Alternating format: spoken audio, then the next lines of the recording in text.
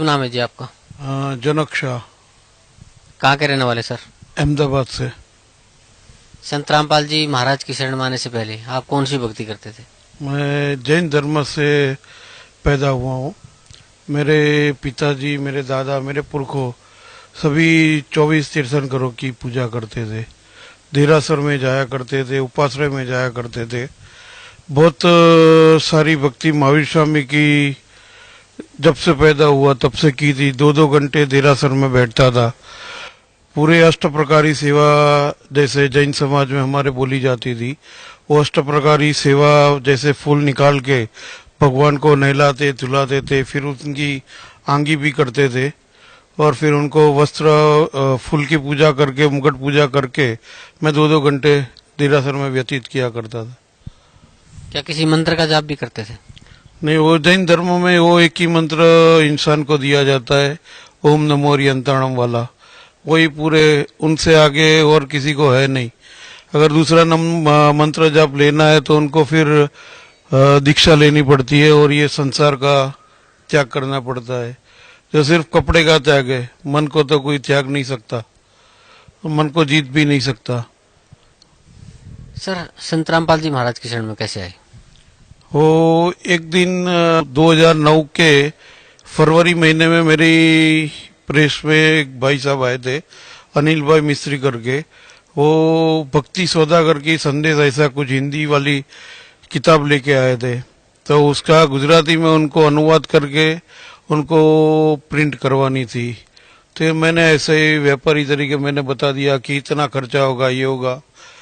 फिर वो किताब का ट्रांसलेशन करते करते इतना बढ़िया, मैं बोला इतने ही आधार से तो मैं बोला आज तक मैंने कभी ना कोई सुना है ना पहचा है। फिर मैं ऑब्जर्वेशन करता गया, जैसे ट्रांसलेशन हिंदी से गुजराती होती गई तो मैं देखता गया कि सच क्या है। क्योंकि मैं जब से पैदा हुआ तब से दिमाग में एक ही बात थी कि ये सृष्टि के जो भी रचन करता है वो एक ही है, मगर वो कौन है। क्योंकि जैन बता रहे हैं कि 24 तीर्थंकर है, हिंदू बता रहे हैं कि भाई 9 देवी 9 अवतार लिए है, ये पूजा कर रहे हैं। मतलब दिमाग में ये ख्याल जब से पैदा हुआ तब से एक ही था कि ये सृष्टि के रचनार तो कोई एक ही होने चाहिए, मगर वो मिले नहीं थे। वो मिले ये भक्ति सौदागर की संदेश के माध्यम से, जो पढ़ते पढ़ते पूरा ज्ञान हो गया कि ये ब्रह्मांड के, पूरे अखिल ब्रह्मांड के पूर्ण मालिक कौन है, जो किसी भी धर्म गुरुओं ने आज तक मुझे तो नहीं बताया। और ये खुद मुझे एक ज्ञान हो गया पढ़ते पढ़ते किताब ट्रांसलेशन करते करते कि सच क्या है। और जब सच मुझे मिल गया तो मैंने जैन धर्म का त्याग कर दिया।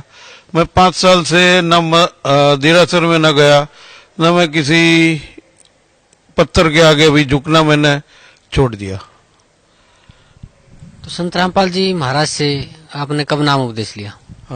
7 मई 2009 में।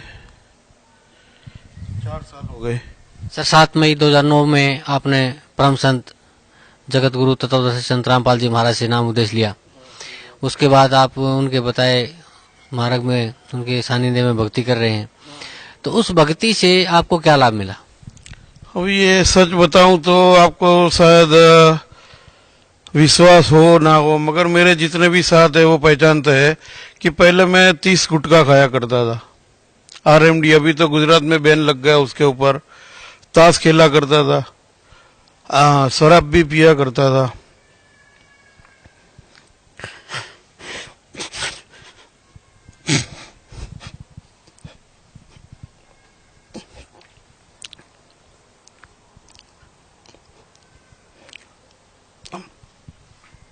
मतलब जो बहुत सारे विकारे थे, वो सभी विकार बरवाला आश्रम, यहाँ पे आश्रम नहीं था, आश्रम बरवाला था, वहां पे ही मैंने नामदान लिया था। तो वहां से गुरु महाराज के आशीर्वाद मिलने के बाद न आज तक मुझे न कुछ याद आया, न पान याद आया, न गुटखा याद आया, न तम्बाकू याद आई, न शराब याद आई। 4 साल से इतनी शांति। और मैं जब भी आया, जब मैंने गुरुजी से नामदान लिया, तब मेरे सर के ऊपर करीब करीब 4 से 4.5 लाख का कर्जा था। वो भी ताश में सारे पैसे हार गया था, शेयर बाजार में भी हार गया था।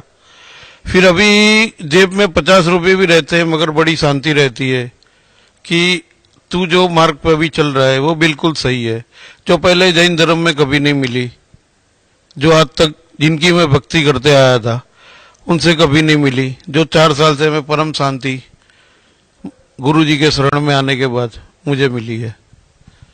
सर पहले आप जैन धर्म में जुड़े हुए थे और उनकी बताई हुई साधनाएं करते थे और फिर आपने को वहां से कोई लाभ नहीं मिला, आपको पता चला कि भी ये सतभक्ति नहीं है और फिर आपको पता चला कि संत रामपाल जी महाराज के पास सतभक्ति है और उनसे आपने आके यहाँ नाम लिया तो उस नाम से आपको काफी लाभ मिला। लेकिन सर जो भगत आज भी जैन समाज से जुड़े हुए हैं या और कहीं देवी देवताओं की या और किसी संतों महंतों के पास भक्ति कर रहे हैं, उन भक्तों को या उन श्रद्धालुओं को आप क्या संदेश देना चाहते हैं? नहीं, वो देखो अभी ये जो लोग जैन समाज वाले भक्ति कर रहे हैं यार, आम लोग जो भक्ति कर रहे हैं वो माया के पीछे लगे हुए हैं। किसी को पूर्ण मोक्ष की प्राप्ति तो चाहिए नहीं, जो भी लगे हुए हैं उनको रिद्धि सिद्धि चाहिए। भाई आज मेरे पास साइकिल नहीं है तो BMW आ जाए, आज मेरे पास स्कूटर नहीं है तो बड़ी कोठी हो जाए, रहने का ठिकाना नहीं तो है नहीं जाए। वो मतलब ये लोग की जो भक्ति है वो वहां तक ही सीमित रहती है, किसी को पूर्ण मोक्ष नहीं चाहिए। जन्म मरण से जो छुटकारा पाना चाहता है वही बंदी छोड़ सदगुरु रामपाल जी महाराज की शरण में आ जाए तो ही बढ़िया होगा, नहीं तो जन्म मरण में से कोई गुरु है ही नहीं। ये पूरे अपनी दुकान खोल के बैठे है, अपनी दुकान चला रहे हैं और कुछ नहीं है। सब उनको पैसे तो अगर 5 लाख देंगे तो वो सबसे जैन समाज की ये एक परंपरा है जो मैं छोटा था तब से देखते आ रहा हूँ कि जो भी कैंडिडेट 5 लाख का डोनेशन देता है वो सबसे आगे बैठा है गुरु महाराज के आगे, और जिसी के जेब में 5 पैसे की फूटी कौड़ी नहीं है वो गेट के ऊपर खड़ा रहा है। मतलब ये पैसे वाली भक्ति नहीं चाहिए, जो आत्मा का इसमें कल्याण है ही नहीं, सिर्फ पैसा ही है। तो पैसे से तो परमेश्वर कभी नहीं मिलेंगे, ये तो सही बात है, सभी लोग जानते हैं। फिर भी है वो बड़ा आदमी झुका है तो हमें भी झुकना चाहिए। और ये पूरा ये जो जैन समाज नहीं, पूरा जो समाज है वो पूरा भेड़ चाल है। एक खाई में गिरता है तो फिर दूसरा कोई सोचता नहीं है, वो भी आंख बंद करके उसके पीछे ही लगा रहता है। मतलब इससे कोई फायदा नहीं है।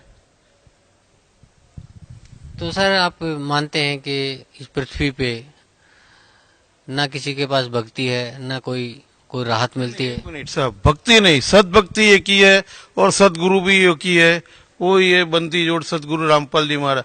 न किसी के पास शब्द, न किसी के आशीर्वाद में इतनी शक्ति है कि आपका, नहीं तो ये कलयुग के अंदर ये विकार को त्याग करना, तंबाकू आज तक कोई नहीं त्याग कर पाया, न सिगरेट का त्याग हुआ, तो और किसी की बात ही छोड़ दो।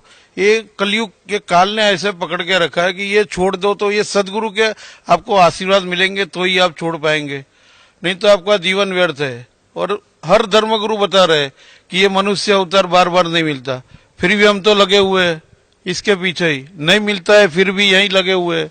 क्यों लगे हुए? तो भाई सच्चा जो मार्ग है वो पकड़ लो तो अपने आप आत्मा का कल्याण हो जाएगा आपका।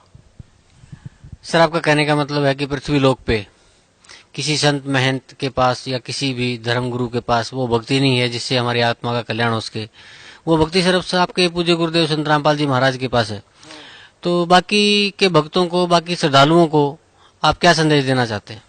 नहीं, सब जो व्यर्थ भक्ति है, अपना मानव जो अमूल्य मानव जीवन जो व्यर्थ कर रहे हैं उनको छोड़ के, गुरुओं को छोड़ के, जो अपनी दुकान लगाए बैठे है वो पूर्ण संत के शरण में आ जाए। सदगुरु एक ही बार आते, ये वक्त गुरु है, अगर इनकी शरण में नहीं आए तो और कितने जन्म भटकोगे वो पता नहीं है।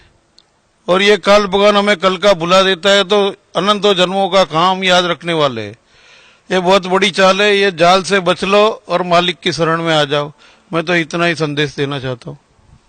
सर पहले आप जैन समाज से जुड़े हुए थे तो वहाँ क्या भक्ति करते थे सर? उनकी कोई पुस्तकों के बारे में, कोई उनकी भक्ति पत्ति के बारे में हमारे दर्शकों को बताइए प्लीज। अच्छा, पहले मैं खुद और मेरे पिताजी एक मंडल चलाया करते थे। वहाँ पे रविवार को उसको जो जैनी लोग स्नात्र पूजा बोलते हैं, मतलब वो 3 घंटे की पूजा रहती थी। उसके अंदर बहुत सारे खर्चे भी लगते थे, वो भी हम लोग एफर्ट नहीं कर पा रहे थे, फिर भी हम किसी भी तरह से, क्योंकि जो जैन समाज में रहते हैं, क्योंकि जैन समाज को इतना धनी बना दिया है कि 5 की जगह आप लोग 5,000 रुपया भी खर्च कर सकते हो तो भी वहां पे कोई वो नहीं रहती। ऐसे समाज के अंदर रह के वो देरासर में हमने बहुत सारे कर्मकांड किए, हवन किए, बहुत सारी पूजाएं की, मगर सब व्यर्थ। कुछ जो चाहिए वो मिला नहीं, ये तय है। जी, कुछ और कहना चाहेंगे आपके पूज्य गुरुदेव संत रामपाल जी महाराज के बारे में या उनकी भक्ति पद्धति के बारे में, जो आपको अनुभव हुआ हो उसके बारे में? बस सभी भक्ति तो यहाँ से, ये काल की जेल से हमें तो छोड़ के मालिक सतलोक ले जाएंगे सबको जो लेने आए हैं।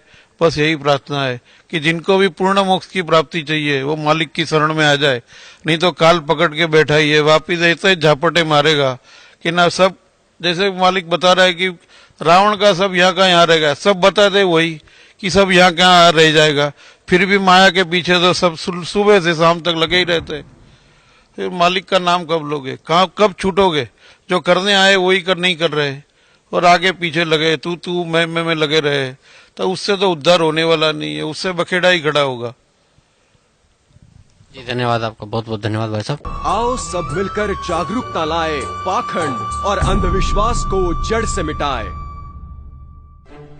अंधश्रद्धा भक्ति मानव जीवन के लिए बेहद खतरनाक है। शिक्षित समाज से निवेदन है कि नकली और शास्त्र विरुद्ध साधना बताने वाले धर्म गुरुओं से बचे तथा नकली धर्म गुरु का विरोध करे।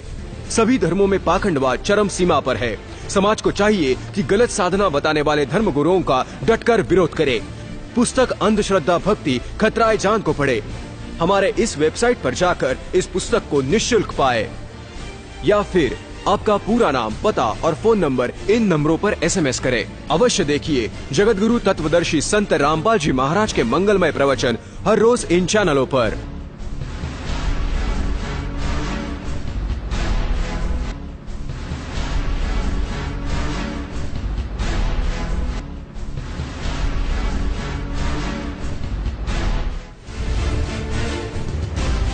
सोशल मीडिया पर हमसे जुड़ने के लिए लाइक, सब्सक्राइब और फॉलो जरूर करें।